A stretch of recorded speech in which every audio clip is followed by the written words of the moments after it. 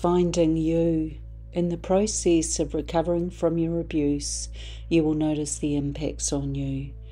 Though these differ from survivor to survivor, there is one that is not often recognised, let alone discussed, and that is the false self. The self you use to help cope with the trauma. The healing in essence must be in finding you. Before I launch in, we know the common symptoms among survivors are things like post-traumatic stress disorder or PTSD, complex post-traumatic stress disorder or CPTSD, as well as many other related issues like hypervigilance, anxiety, guilt, self-blame, feeling unable to fit in, and so on. More than likely, addiction will have surfaced, as in overwork, food, drugs, alcohol, gambling, spending, and so on.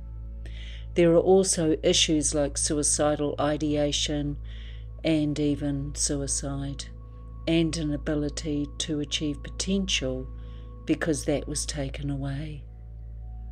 What I'm focusing on today is the false self and reclaiming the real you. Because it is not often discussed, it can remain a scary concept and therefore a little bit frightening to tap into. I'm here to reassure you that in starting a conversation around this, you will feel less intimidated by it. My personal experience of the false self led me to never show who I really was. I was conditioned, you see, to be the best child sex slave I could be.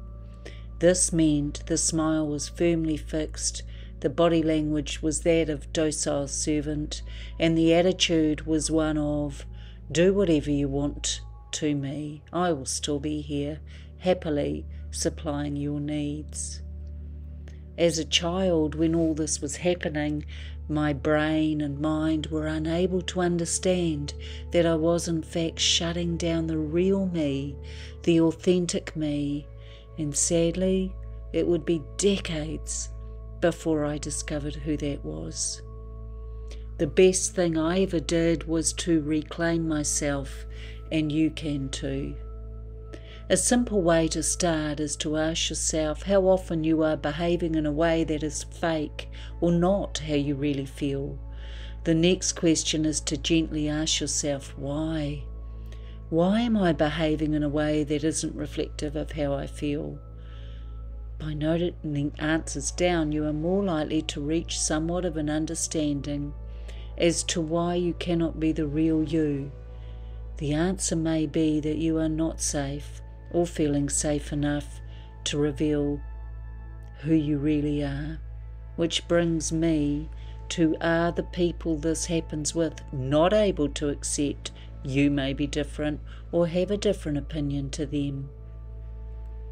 Are they also unable to accept the beautiful spirit that resides within you and makes you the person you are? If the answer to both is yes, the problem does not solely lie with you, it also belongs to them. Your challenge is to make sense of why your voice cannot be used.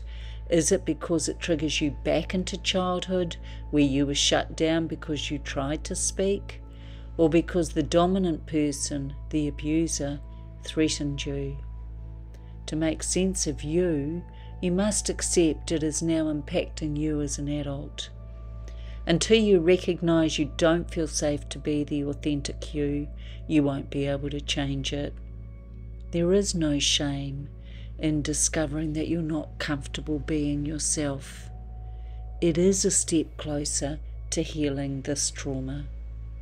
Please do remember, this never began with you.